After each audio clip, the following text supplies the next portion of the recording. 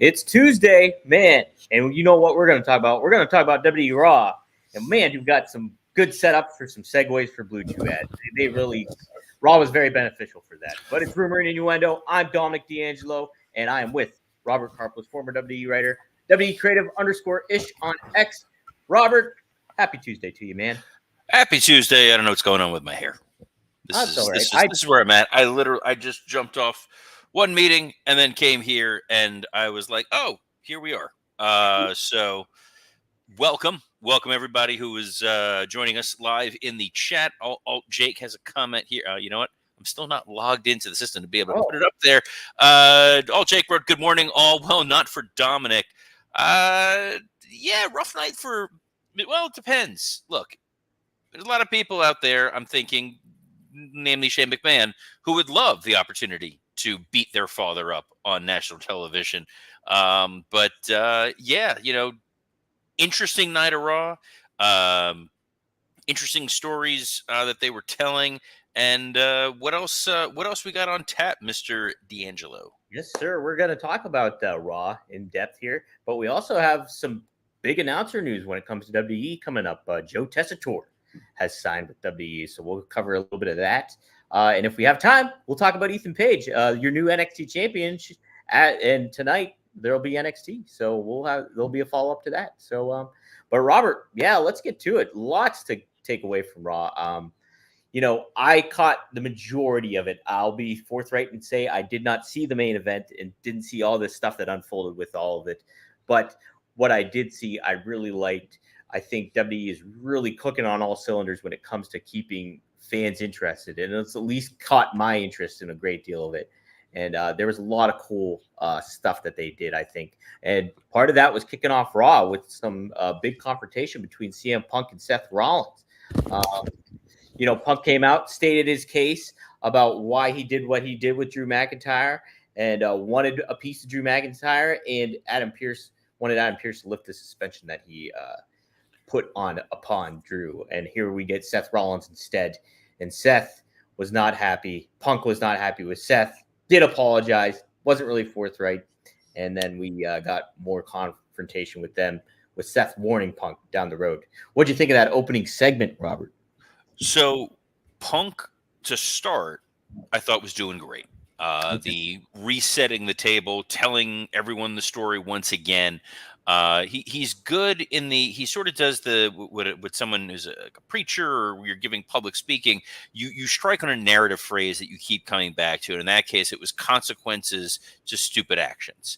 And It was constantly repeating the various things that Drew McIntyre has done of late to bring this upon himself, and all the ways in which Punk has cost him the title, and that he will do everything he can to continue to cost Drew McIntyre the title. I thought that was really well done. The shot at AEW, yes, it was funny for the moment about, hey, there's people behind the camera here. Which is something we know obviously does not happen with AEW. There's an army of pictures out there of half empty and 3/4 empty arenas. And after my years at the Panthers, I'm always sensitive to seeing large empty arenas. There used to be a Twitter account that all they did was post empty seats at arenas, and we were a nightly fixture. I could imagine. Yes, it was like everything looked like. Now, I think it's still probably going to happen sometimes. Oh yeah, no, and I'm sure it'll go back to you get your own section night at the arena. But here I am telling Punk, don't be bitter about your ex. When Seth came out, I loved him going to the commentary booth and pointing out how long it takes Rollins to come out, because it sure does take him a long ass time. And I'm always of two minds of that. As a viewer, get to the action. Yeah. As someone who has had to script and time out these shows, anything that's going to kill time, sign me up. Give me long entrances. Give me video packages. Give me extra commercial breaks. Whatever is going to make my job easier, I'm all in favor of. But Punk, pointing this out, that, yeah, it does take Seth a little while to get down to the ring, was kind of fun. But then when they got in the ring, it's like the wheels fell off. you're currently working on a play that Yes, Sherlock Holmes and the Never Wearing Sleeves, that's it. Hmm. and it was like one actor was in one scene, and then another actor had jumped to another scene, and they didn't know where they were. Right. And it became very uncomfortable to watch. Not in the boy, I can't wait to see this confrontation, and more of the somebody lost his place. Yeah. I don't Yeah. know if that was Seth was supposed to say something to trigger Punk's next line, or Punk got lost in thought. Whatever it was very, very clunky. It made me flash back to there was an Eddie Guerrero promo, Hmm. and SmackDown thankfully was taped at that time, and it was a bunch of people in the ring. It was Teddy Long, Batista. I want to say Palmer Cannon was still there at that point, and Eddie kind of lost his place, and he was kind of meandering and meandering. And one of the guys ringside tried to tell him the next line, and he just turns to him in front of the entire audience and just goes, "You're not helping." So we had to obviously cut around some of that. That was kind of what this felt like a little bit. The takeaway is Seth is angry. He's coming after Punk, while Punk is also feuding with Drew, who wants his revenge on Punk, but also wants his world title back and wants his revenge on the Bloodline, which doesn't really the Bloodline anymore. So a lot of moving pieces, a lot of fun spots to pivot, but I don't see any reason why they would not still stick with Drew and Punk at SummerSlam. Yeah. Yeah. No, I don't think there's any reason to deter from that. I think I thought that overall some of the stuff that was said in the content of the promo, I thought was pretty engaging, kind of like, ooh, that's a nice little dig. I think Seth had a couple, and I think Punk both had a couple at one another. Yeah, I did come off a little clunky at certain points, and but yeah, I think it sets some stuff up where like Punk's got to kind of watch his back now too, and it's gonna be interesting. I'm like, I thought Seth in his role this week, he didn't come across as like hey, chanting the for your sports team kind of thing. It was more so, hey, okay, this fits his role. If he's playing a baby face, this is more in his lane as the type of baby face you're kind of looking for. But yeah, it's still kind of wondering where he's going to go with all this, in the grand scheme of it all for Seth. Like, he doesn't really capture me as a baby face that much still. It's kind of an epidemic that they have right now, I think, with some of the folks on Raw. I think that Seth is a babyface in name only. Mm-hmm. He's not really the babyface that we're used to right now in 2024. Cody Rhodes has kind of reshaped it where we're almost back to the white meat babyface again. Right. Which is not something we're used to seeing. Another guy I think who's suffering greatly from that is Damian Priest. Oh, okay. Go. Yeah. Priest is Priest is a heel who leads a heel faction, yet he wants to be noble and altruistic and win on his own merits and be his own man, which the audience has no idea what to do with. We want simple. We want, if you're a babyface, we're going to cheer you. If you're a heel, we're going to boo you. And when we don't know what to do, the default response for the audience is silence. Yeah. The only way to back that up is, oh man, if this guy's over delivering in the ring, I don't really care. And while Priest has been fine, give or take a couple of pretty egregious botches, I don't think he's been lighting the world on fire where, oh man, you got to see this Damian Priest match. That's where it's a little challenging. And I think his interaction with Seth, where he said, hey, I know we had this gentleman's agreement. I'll still give you a shot if I keep the title from Gunther. What? Yeah, that's definitely a babyface move. it's a babyface move, and it's a stupid babyface move, which is the hallmark of the old Vince McMahon era.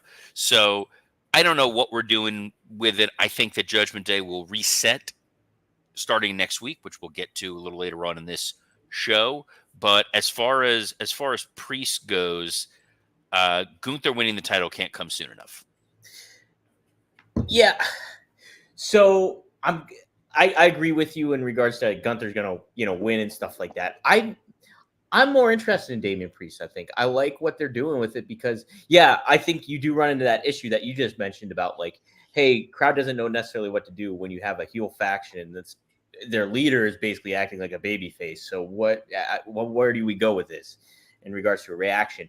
But I do think he's a pretty captivating character, and where he's put in this situation, I think people can connect with that guy because he's like, all right, he is a leader. He's showing his leadership abilities and like kind of being like this guy that is likable. And I think they're setting us up for a babyface turn for him ultimately when it comes to the Judgment Day and things like that. But it's also, yeah, you're kind of putting yourself in this hard predicament. But I think WWE is kind of seeing in the playing the long game with Damian Priest rather than the immediate of, okay, we're getting these crowd reactions that might not be the best thing when it comes to what we want to portray with Dominic or Finn Balor or anybody in the Judgment Day as heels. But here's Damian Priest, where we might not be getting the biggest reaction for him, but I think they're setting the table up for something for him more future down the line when he will likely drop the title to Gunther at SummerSlam. So we'll see, but yeah.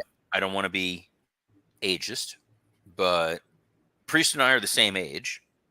Yeah. He's not a guy that you're building 10 years down the road. This is the time now where you're going to get your maximum money out of Damian Priest. And the fact that we still haven't fully figured it out, a little concerning just in terms of, for me, for interest. But, I hope that they, prove me wrong, kids. Prove me wrong. Where do you want to take us next? Yeah, well, you kind of mentioned about waiting and seeing yesterday after Money in the Bank with the certain storyline of Sami Zayn and Braun Breaker, and we got a continuation of that. What did you think? Was that sufficient enough to keep your interest? Was it just like part of the course, or was it lesser than? I loved it.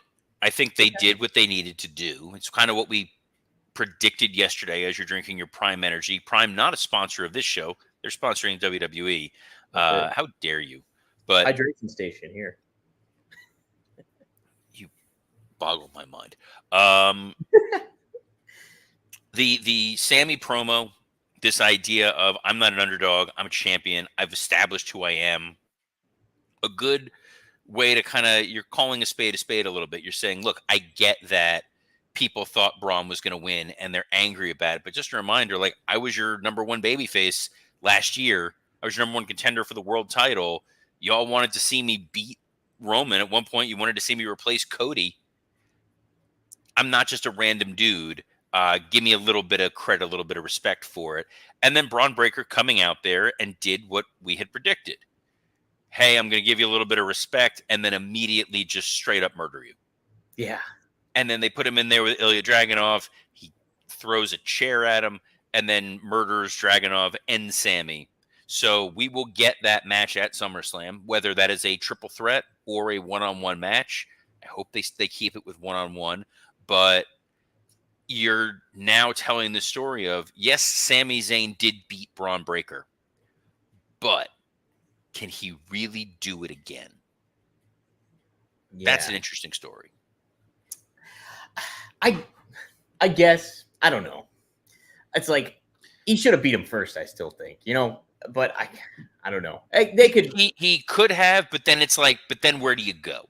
I think what happened here, in all honesty, if you're looking at the chessboard, guys, it felt like what we were planning on getting at SummerSlam was Sami Zayn versus Ludwig Kaiser. They were building this Kaiser Sheamus mini feud. Mm-hmm. Ludwig wins. He then demands the challenge. So then you have both members of Imperium challenging for gold at the PLE. When Kaiser got sidelined, you needed to pivot to someone else. And the mid-card heels that they have, your Bronson Reeds, your Karrion Kross, not really compelling to face Sammy at SummerSlam, which is the WrestleMania of the summer. Yes. They're fine at a smaller event. Cool. Let's give Braun Breaker the shot. But if you beat him right off the bat, or if you beat Sammy right off the bat, you're getting a rematch, which is lesser than. So I like that Sammy kept it. And now you're seeing, well, what's Braun Breaker going to do? If that's what Braun Breaker did just as the initial challenger, imagine what this guy is going to do when he thinks he needs to prove something. So right. I don't mind it.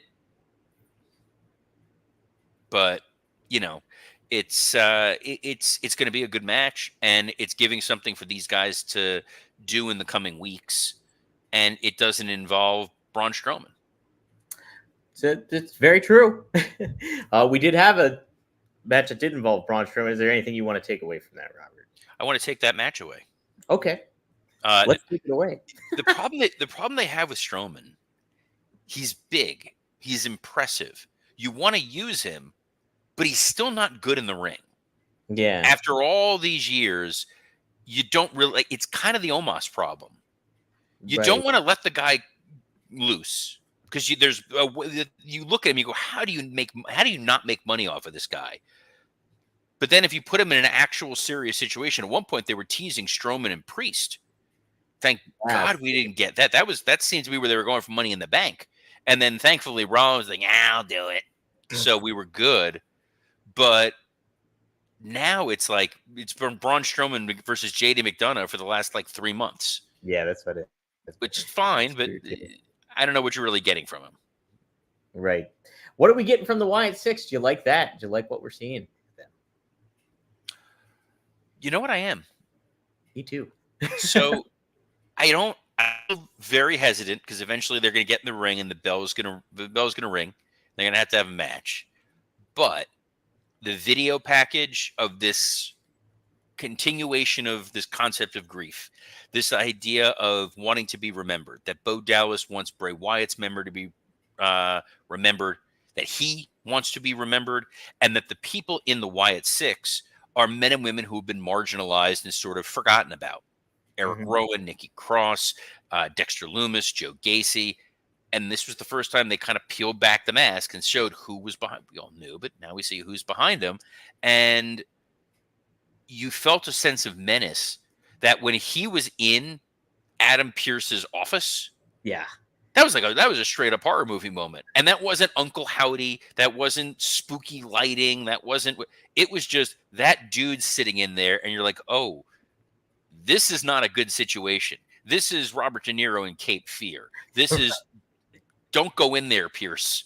Yeah. You're screaming at their TV. Shout out, by the way, to Jey Uso. His sees the creepy music, hits the spear, and then immediately bounces. Yeah. Love it.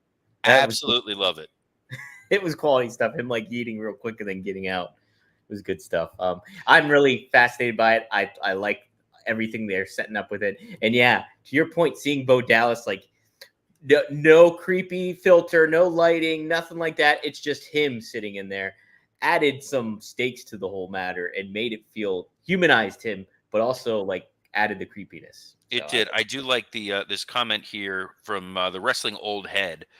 He asks, do you think they are going for a Raven-esque vibe with Bo Dallas? That would be the way to go. Yeah. Raven under Paul Heyman and ECW was not spooky. He was a cult leader. And if the idea is Bo Dallas is in the ear of these guys saying, I'm going to help you get remembered. You are my family. We are in this together. I love that a lot more than, ooh, spooky. Yes.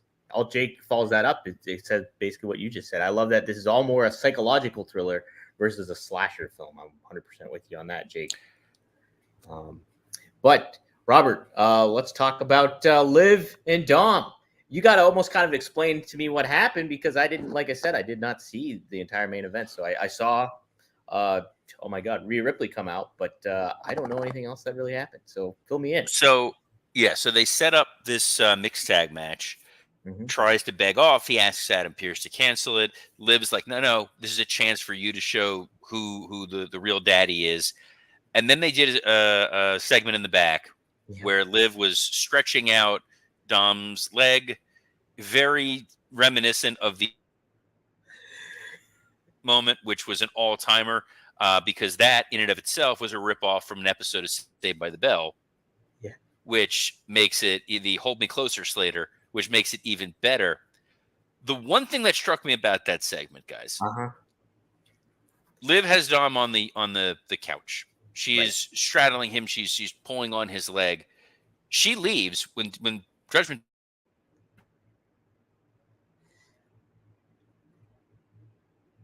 Oh, Robert. Oh yeah, he froze. He was giving us the monologue.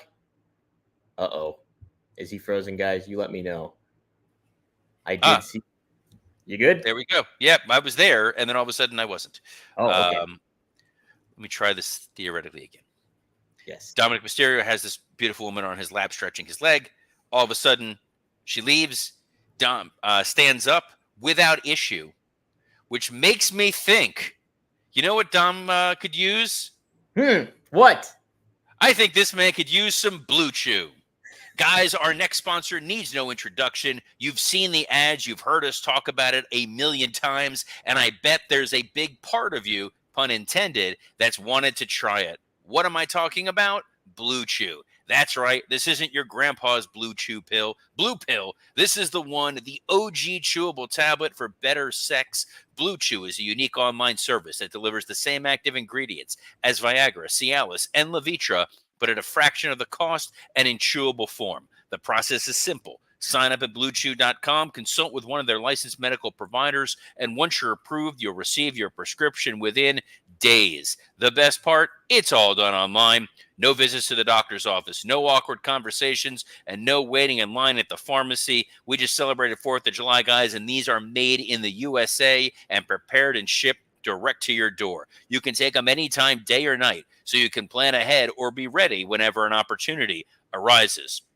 Probably Dominic a little happy he didn't pop his Blue Chew before that match. But let's face it, guys, Blue Chew wants to help you have better sex. Discover your options at BlueChew.com. Blue Chew wants the entire country rock hard. They told me that's the mission. They will not stop until every man is bricked up like a brick house. I swear that's what's written here. Till every tent is pitched, till every rod is raised. That's not Rod McMahon, but discover your options at BlueChew.com. We've got a special deal for our listeners. Try Blue Chew free when you use our promo code RUMOR at checkout. Just pay $5 shipping. That's BlueChew.com, promo code RUMOR to receive your first month free. Visit BlueChew.com for more details and important safety information. And we thank Blue Chew for sponsoring this episode of Rumor and Innuendo.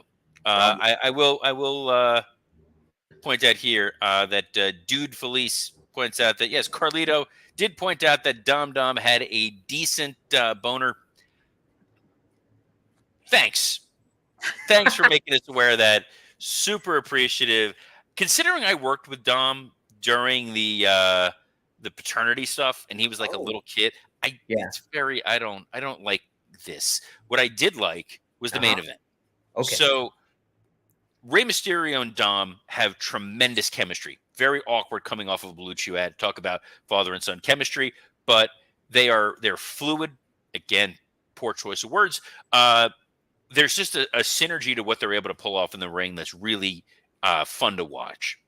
And this being the first time that Dom gets the win over Rey because of what Liv Morgan did. Brilliant storytelling. Liv hugs Dom, mounts Dom. It looks like they're finally going to kiss. And here comes Rhea Ripley. Absolutely loved it. We knew what was going to happen. They teased it a little earlier with Damian Priest getting a phone call from someone who was going to be showing up. No one's calling Damian Priest. So we kind of knew. And Liv hightailing it, Dom trying to go for the hug, being denied. Raw ends on a little bit of a cliffhanger, and that's super fun. Yeah, and it's cool to see Rhea back, and it's neat that that they have set this up. They made the most of losing her for the time being, and incorporating Liv into a storyline where it almost felt like before this all happened that Liv was almost on a babyface track, but this really pivoted her, and this whole storyline. She was a babyface, and then they turned her because she's very good as this sort of temptress. Yeah, absolutely, 100%. She fits it very well. It's been a lot of fun. And like just the moments that they're getting, not just on television, but what they're putting out there on social media has been a pretty big payoff, I think, for them too. I think they're making the most of what happened, and I think it's making this story all the more intriguing between what we're going to get between Rhea and Liv and Dom as well. So, yeah. I think it's intriguing. What's also intriguing is the other headline that you have up here. Yes. Joe Tessitore, famed ESPN announcer that was mostly notable for boxing before he transitioned for Monday Night Football for a hot minute and college football as well, will be joining WWE commentary and will be joining Corey Graves and Wade Barrett. Per press release from WWE, it was initially revealed on the New York Post, but WWE made the announcement, and Joe Tessitore had a quote. It says, "It's an honor to be a part of WWE. The recent success and trajectory are undeniable," said Tessitore.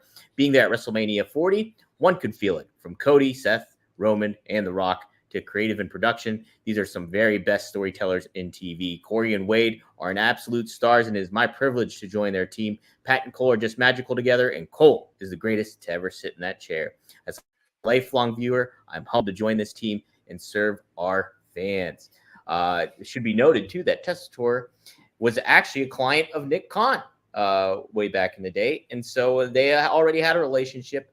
And so I like Tessitore, Robert, even just from the simple aspect of the boxing standpoint comes into play. But there's been a precedent set for a lot of these sports commentators going into the WWE product and it kind of not working out.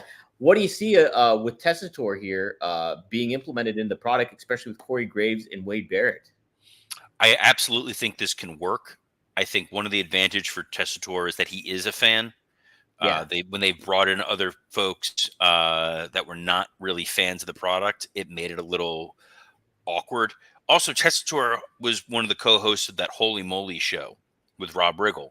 It was on ABC. It was like a mini golf show. So he's not going to take himself too seriously. He knows the role he needs to play. He's going to be directing traffic with Barrett and Graves, who I think are a great duo, but they do need a straight man to play off of. I always enjoyed when Tessitore would do SEC games, when he would do some of the Gator games. Those were a lot of fun.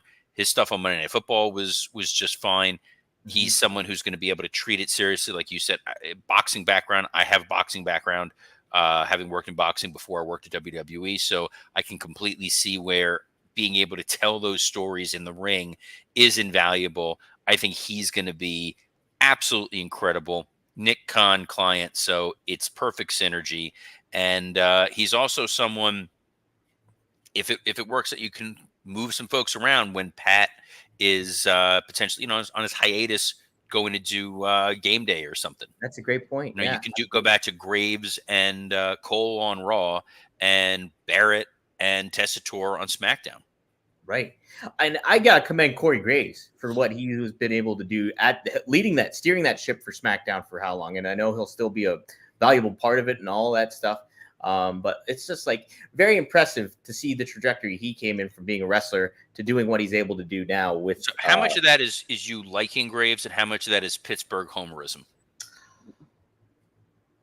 I liked Graves before I even knew he was from Pittsburgh. So there we go. There you go. Well, he's my second favorite broadcaster from Pittsburgh. My first favorite, Mr. Dominic D'Angelo, who hosts a number of very exciting, very compelling podcasts across a number of different networks. Dom, where can the fine folks find you? Yes, you can find me every Monday at 4:20 p.m. Eastern Standard Time with Rob Van Dam. One of a Kind with RVD drops every Monday, 4:20 p.m. We got the new episode. We aired it up. We originally went live on the 4th of July. So we talked a lot of American-themed wrestlers, covered a lot of great ground on there. And speaking of Eddie Guerrero, he tells a great Eddie Guerrero story. So take a look at that. Be sure to give it 5 stars for that 5-star frog splash on all those podcast formats. But also, you can check out Straight Talk with the Boss, Magnum TA, Greg Gagne. New episode is going to be dropping today, later this afternoon. So be on the lookout for that. We cover a lot of great ground on there, from some crazy, crazy stories and some great fan questions. So go to fourhorsemannetwork.com and be sure to check out the new Magnum and Greg Gagne. Robert, we got Working Stiff coming up, but you guys are going to have plenty to talk about this week, guys. We're going to have a hell of a lot to talk about. It'd be nice to catch up with Dan and Scott, and if Mike's around, Mike. We'll be talking all things WWE, AEW, and whatever random nonsense winds up popping up in our group chat. That's kind of the fun of that show. It's literally our group chat in audio format, in between some vicious jokes. It's you put me with a bunch of comedians, it gets real blue real quick. It's a lot of fun. We got a Patreon there. I actually just recorded my Patreon for Something to Sports Entertainment with, which Mr. D'Angelo will be posting momentarily. This is my way of reminding you, Dom, that it's in your inbox. Hey, This is how we communicate, guys. But we communicate with all of you every Monday through Friday at noon Eastern. A plethora of platforms, including the WWE Creative _ish X account, Dominic D'Angelo X account, the SE Scoops X account, Rumor and Innuendo X account, the Working Stiff X account, and on YouTube on ad-free shows. Jeff Jarrett, you hear that? Double J, we're on ad-free shows YouTube live right now. We thank y'all for, I don't know why I'm saying a lot of y'alls. I went to North Carolina a couple weeks ago for work. It's like stuck. I don't say y'all. I'm not a y'all guy. Say all right. yin. I'm a northern guy. I'm not going to put up with this nonsense. And on behalf of the no nonsense Dominic D'Angelo, I'm Robert Karpelis. Best of luck in your future endeavors. Happy Tessitore Tuesday, everyone.